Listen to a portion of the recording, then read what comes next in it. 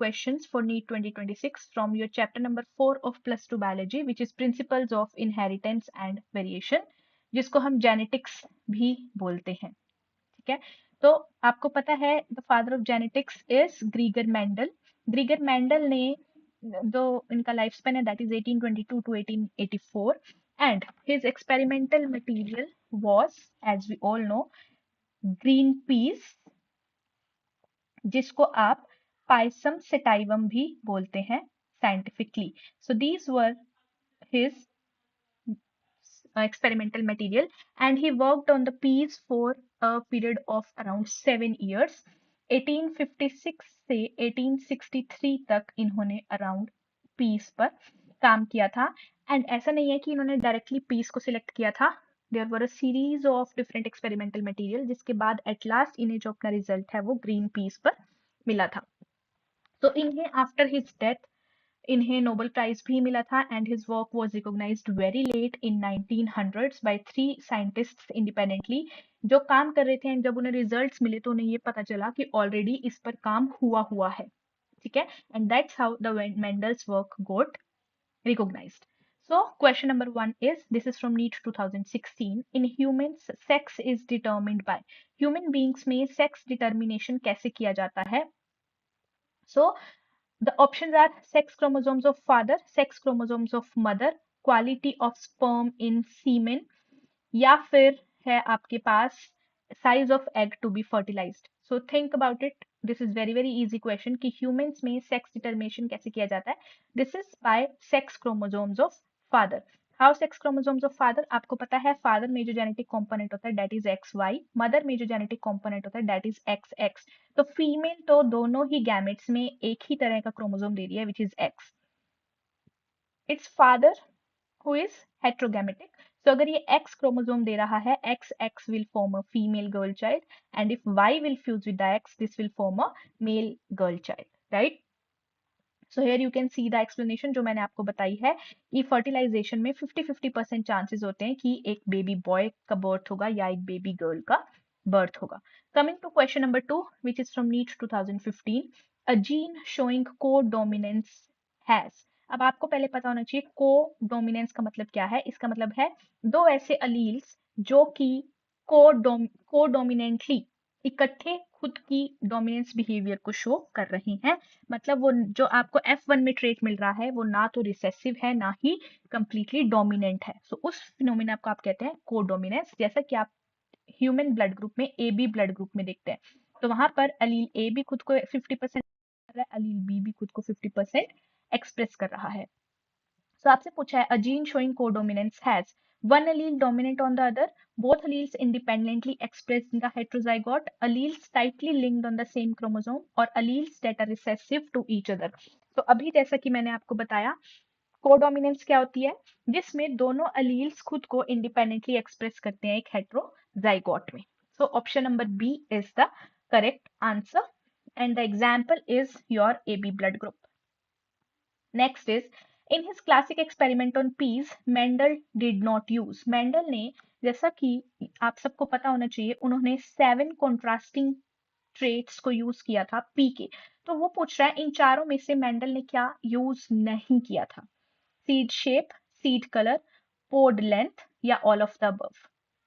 So yes, the correct answer is pod length. उन्होंने pod length को use नहीं किया था. He used pod colour and he used pod shape. ठीक है, and mind my words, genetics में से नीट में सबसे ज्यादा क्वेश्चंस आते हैं. So this chapter alone can have a weightage of 35 to 40 marks. तो आपको इसे lightly नहीं लेना है. You have to be very consistent for genetics. अगर आपको कोई ऐसा specific topic है जो आपको समझ में नहीं आ रहा है, so you can comment down. I will have a detailed video on the same topic. ठीक है, सो जो 7 पेयर्स मेंडल ने चूज किए थे वो क्या क्या थे? सीड की शेप राउंड और रिंकल्ड, सीड का कलर येलो और ग्रीन, पोड का शेप इन्फ्लेटेड और कॉन्स्ट्रिक्टेड, पोड का कलर ग्रीन और yellow, flower colour purple and white, flower position axial and terminal, and stem length tall and short. Question number 4 is again from NEET 2015.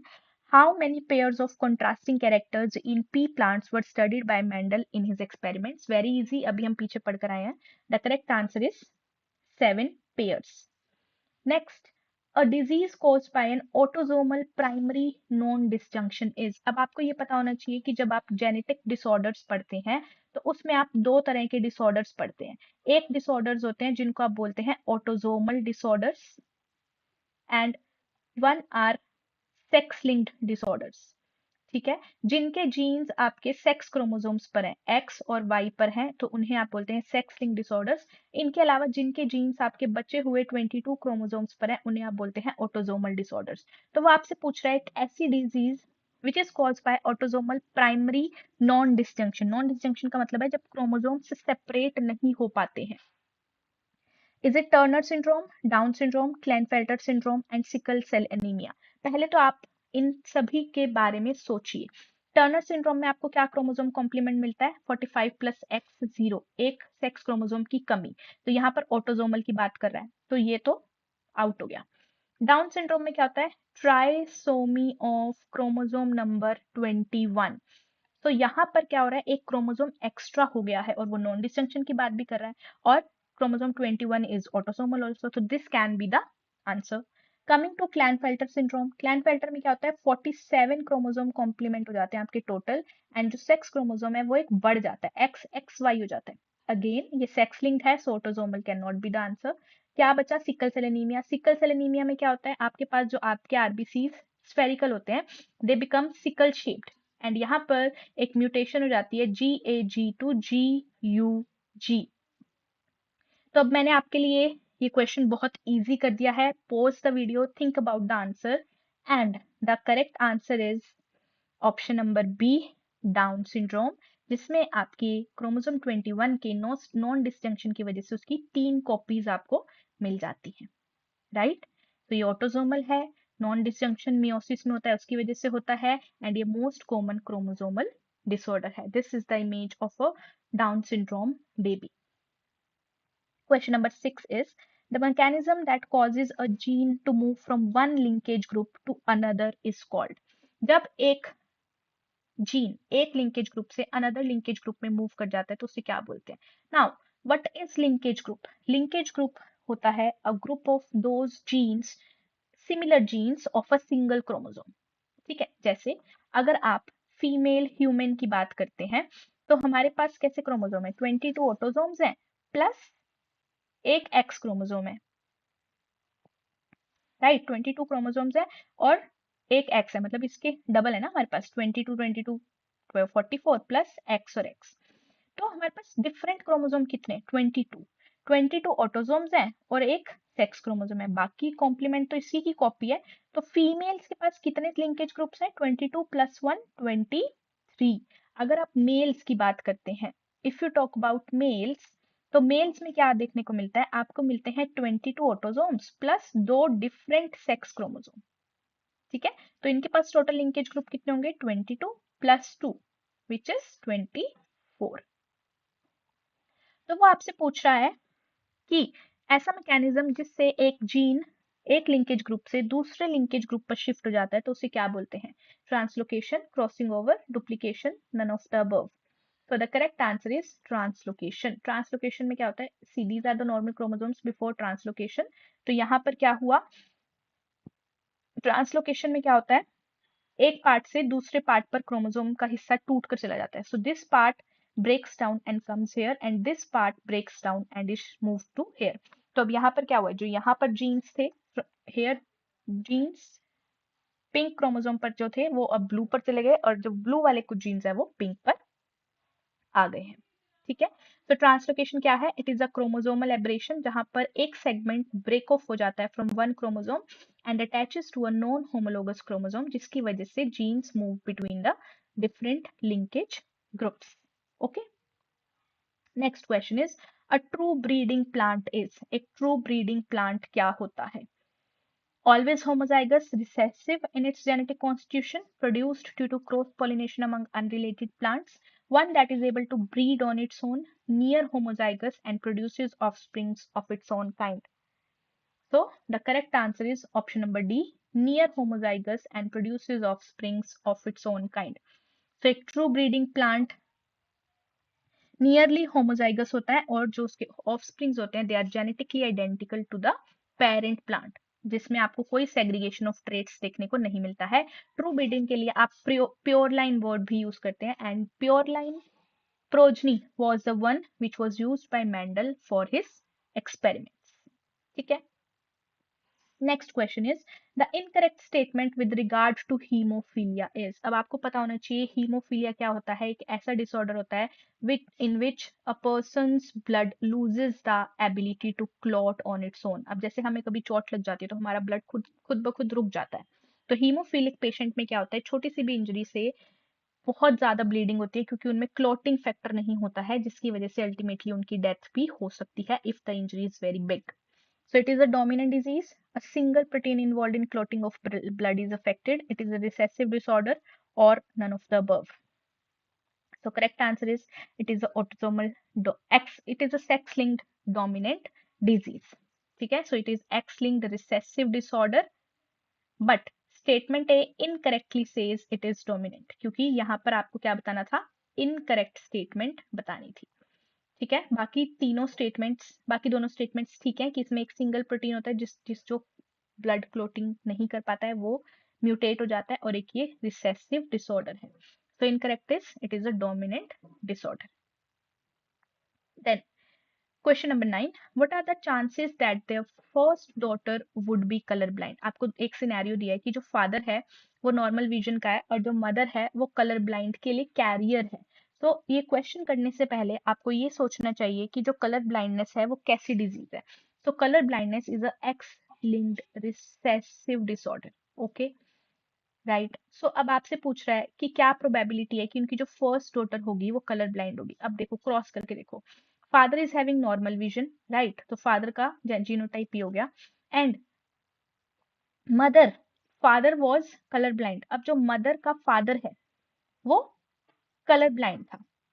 ठीक है, सो अब आपसे पूछा है कि क्या प्रोबेबिलिटी है उनकी बेटी कलर ब्लाइंड होगी। So the probability is 0%। क्यों? क्योंकि जो कलर ब्लाइंडनेस है वो एक एक्स लिंक्ड रिसेसिव डिसऑर्डर है, और एक डॉटर को कलर ब्लाइंड होने के लिए उसे 2 एक्स क्रोमोसोम चाहिए विद अ रिसेसिव अलील। ठीक है, अब यहाँ पे देखो, यहाँ पर आपको बोला है कि जो मदर है she can be the carrier. So ये कंडीशन है। अब आप इसे क्रॉस करेंगे, पनेट स्क्वायर बनाएंगे, X Y X C X. So यहाँ से जब आप बनाएंगे तो आपसे पूछ रहा है कि क्या प्रोबेबिलिटी है कि उनकी जो बेटी है वो कलर ब्लाइंड होगी। सो यहाँ से आपको दिख रहा है, sorry this will be X Y. तो यहाँ से आपको दिख रहा है कि उनकी जो बेटी है वो कोई भी कलर ब्लाइंड नहीं होगी, एक कैरियर होगी एंड एक नॉर्मल होगी। सो द करेक्ट आंसर इज 0%। ठीक है, सो कलर ब्लाइंडनेस में होता क्या है, what happens in color blindness, the person fails to distinguish between the primary colors which is red, green and yellow। तो कलर ब्लाइंडनेस को कैसे टेस्ट करते हैं, colour blindness is test using special cards जिनको आप इशिहारा कार्ड्स भी बोलते हैं। ये आपकी रेफरेंस के लिए मैंने यहाँ पर एक इमेज बनाई है, इमेज लगाई है, तो इसमें आपको कार्ड्स दिखाए जाते हैं डिफरेंट डिफरेंट, एंड आपको बीच में नंबर डिटेक्ट करना होता है कि कौन सा नंबर है। If you detect it normally correctly, then your vision is fine, you are not colorblind. Next, mutations can be induced with, mutations को हम कैसे induce कर सकते हैं, gamma radiations, infrared radiations, ethylene और IAA। अब ये दोनों तो आपको पता होनी चाहिए, these both are what, these both are PGRs, plant growth regulators। बचे गामा रेडिएशंस या infrared radiations.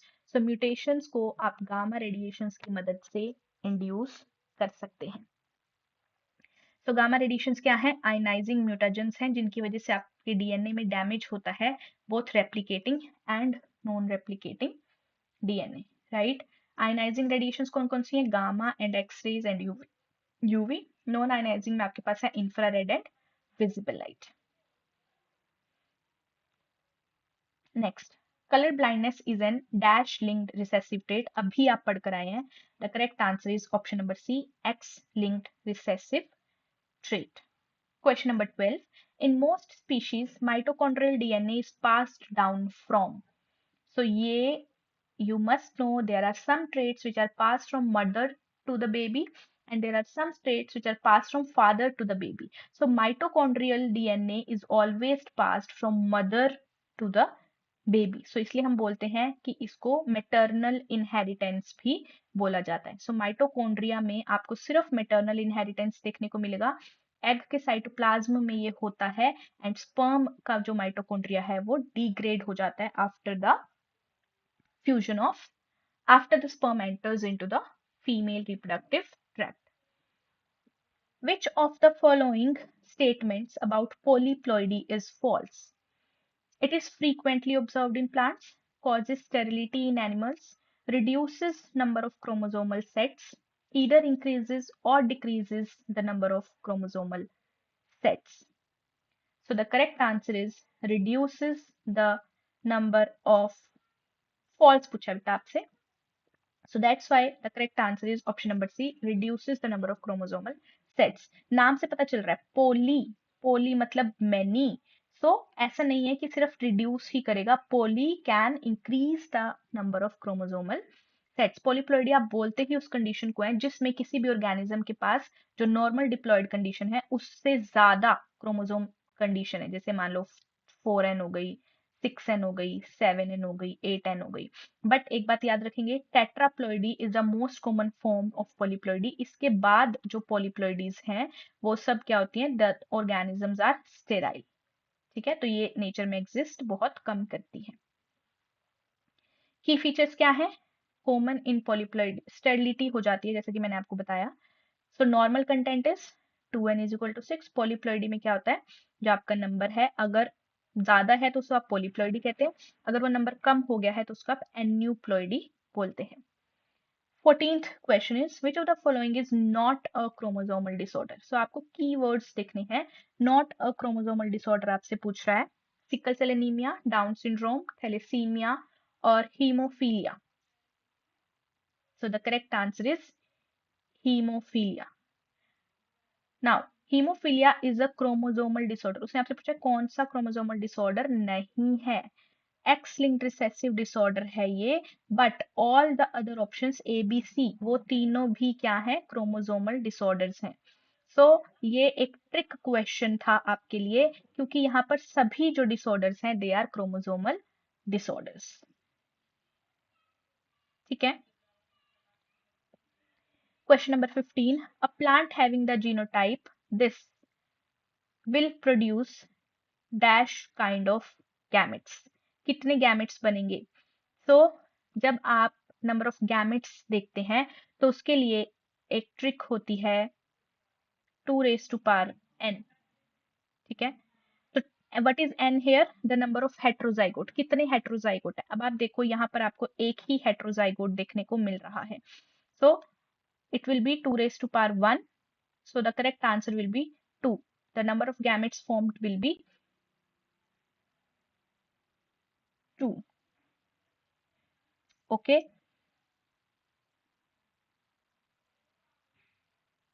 Right. So let me see about this. Yeah, you have only one heterozygote. Right. So this will have two different types of gametes. The technique that may be used to identify an inheritance pattern within a family is. ऐसी technique जो कि हम inheritance pattern को find out करने के लिए use करते हैं. Pedigree analysis, nuclear analysis, chromosomal analysis, cytoplasm analysis. So the correct answer is pedigree analysis. ठीक है, जिसको आप फैमिली हिस्ट्री भी बोलते हैं. Question number 17. Where are the genes for cytoplasmic male sterility in plants located? Chloroplast genome, mitochondrial genome, cytosome, and none of the above. Cytoplasmic male sterility. So the correct answer is option number B, which is mitochondrial genome. ये किसकी वजह से होता है? It is caused by defects in the mitochondrial DNA, जिसकी वजह से pollen की फर्टिलिटी और प्लांट की रिप्रोडक्शन अफेक्ट होती है. तो इसका जीनोम कहाँ लोकेटेड है? In the mitochondria. अब अभी आप पढ़कर आए हैं mitochondrial inheritance is maternal inheritance. Okay. Question number 18. A trait whose phenotype is influenced by more than one gene is called. कोई ऐसा trait जिसका phenotype influence होता है by more than one gene, उसे क्या बोलेंगे? Oncogenic, monogenic, polygenic, none of the above. Now this is a very common sense type question. अगर आपको concept नहीं भी पता है, more than one gene मतलब oncogenic has to do something with cancer, mono मतलब वन, जीन मतलब genic मतलब जीन, बट यहाँ पर तो मोर देन वन की बात कर रहा है, so correct answer is polygenic trait. तो यहाँ पे आपको दो चीजें पढ़नी है, पोलीजेनिक, पोली मतलब मैनी, जेनिक मतलब जीन्स। तो जब एक स्पेसिफिक ट्रेट को मल्टीपल जीन्स कंट्रोल करते हैं उसे आप बोलते हैं polygenic inheritance. Contrasting to this is pleiotropy. What is pleiotropy? जब एक जीन मल्टीपल ट्रेट्स को कंट्रोल करता है, जिसका एग्जाम्पल है फिनाइल कीटोन यूरिया। ठीक है, तो ये दोनों कॉन्सेप्ट आपको याद रखने हैं, कंफ्यूज नहीं होना है। What is example of polygeny? Human height, skin colour, eye colour, intelligence, all that. Question number 19. An individual's collection of gene is called genotype, phenotype, trait, none of the above. Correct answer is genotype. ठीक है, and what is phenotype? All the observable characters, जैसे कितना toll है, कितना dwarf है, क्या skin colour है, जो आप बाहर से ऑब्जर्व कर सकते हैं उसे फिनोटाइप बोलते हैं। When it is possible for a woman to be color blind, women कब color blind हो सकती है? When father has normal vision and mother is carrier, when father has normal vision and mother is color blind, when father is color blind and mother has normal vision, when father is color blind and mother is carrier। बेटा अब इसके लिए आपको solve करने की जरूरत नहीं है, एक कॉमन सेंस का क्वेश्चन है। विमेन को कलर ब्लाइंड होने के लिए क्या चाहिए? पहले आपको पता होना चाहिए कलर ब्लाइंडनेस क्या है, एक एक्स लिंक्ड रिसेसिव डिसऑर्डर है। विमेन कब कलर ब्लाइंड होगी? जब ये कंडीशन होगी। तो ये कंडीशन कब आएगी? जब उसे एक एक्स सी अपने फादर से मिल रहा है और एक एक्स सी अपनी मदर से मिल रहा है। तो इसके लिए एटलीस्ट क्या होना चाहिए कि जो फादर है he should be colour blind and जो मदर है she should be at least carrier. So the correct answer is option number D. In snapdragon plants, a cross between true breeding red flowered and a white flowered produces F1 generation with pink flowers. What is the phenotypic ratio in F2 generation? आप snapdragon या dog flower आते ही आपके दिमाग में क्या आना चाहिए? This is an example of incomplete dominance. ठीक है, तो आपसे पूछ रहा है F2 जनरेशन में फिनोटाइप क्या होगा। अब उसने आपको बता दिया है कि F1 में जब वो आर आर और इसको क्रॉस कर रहा है तो उससे क्या मिल रहा है? ये पिंक कलर का मिल रहा है, right, this is pink colour. तो जब आप F2 बनाएंगे, so for F2 your Punnett square will be something like this. So what is they are asking for the phenotypic ratio. अब आपको पता है ये रेड होगा, ये व्हाइट होगा, ये दोनों कैसे होंगे? पिंक होंगे। So your ratio will B 1:2:1, जो मैंने आपको समझाया। नो, ये क्वेश्चन आपको यहाँ पर इसका आंसर फिनोटिपिक रेशियो पूछा है, सो यहाँ पर ये आपको इनकरेक्ट आंसर दिया हुआ है। The phenotypic ratio will be, sorry for the wrong answer, the correct answer will be option number B 1:2:1। ठीक है, ये गलत है। Red, pink, white, 1 will be red, 2 will be pink and 1 will be white. Okay, next, ABO blood groups are controlled by I gene which has how many alleles? कितने alleles हैं I gene के? 2, 3, 4, 5। Correct answer is 3। आपको पता है 3 alleles हैं A, B, O, जैसे आप लिखते हैं IA, IB and small I, तो इसलिए आप इसको मल्टीपल अलील की कैटेगरी में भी स्टडी करते हैं। Question number 23, sickle cell anaemia is an example of pleiotropy, polygenic inheritance, codominance और इनकम्प्लीट डोमिनेंस। सो अभी आपको मैंने दो कॉन्सेप्ट पढ़ाए हैं, प्लियोट्रोपी एंड पॉलीजेनिक इनहेरिटेंस के। The correct answer is pleiotropy. What is pleiotropy? जहां पर एक जीन के म्यूटेट होने से आपको बॉडी में मल्टीपल इफेक्ट्स देखने को मिलते हैं। क्या क्या है वो multiple effects? Chronic anaemia, organ damage, susceptibility to infections and stroke risk बढ़ जाता है, हार्ट अटैक का रिस्क बढ़ जाता है। Which of the following is not a Mendelian disorder? Sickle cell anaemia, thalassaemia, Down syndrome या हीमोफीलिया। कौन सा मेंडेलियन डिसऑर्डर नहीं है? So correct answer is option number C, क्योंकि ये क्या है, ये क्रोमोसोमल डिसऑर्डर है, मेंडेलियन डिसऑर्डर नहीं है। Sickle cell anaemia, thalassaemia, haemophilia, ये तीनों ही किस वजह से होते हैं? जीन में म्यूटेशन की वजह से होते हैं। तो ये क्या है, आपके मेंडेलियन डिसऑर्डर्स हैं, बट यहाँ पर आपके क्रोमोसोम डिफेक्ट की वजह से डाउन सिंड्रोम हो रहा है। So this is chromosomal disorder, not a Mendelian disorder. Last question for today is, which of the following is not a principle of inheritance? आपको पता है मेंडल ने 3 principles of inheritance दिए हैं, कौन सा नहीं है? Law of dominance, law of segregation, law of independent assortment, law of evolution. So आपने law of evolution जैसा कुछ नहीं पढ़ा है.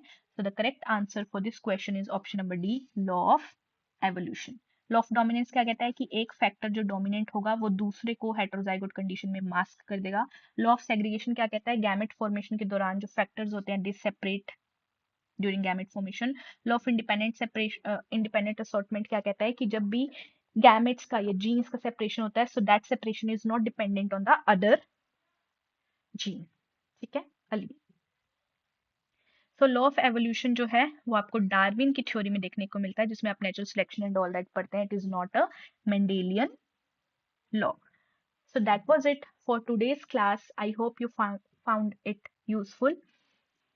In next class, we will be continuing with our chapter number 5, which is molecular basis of inheritance.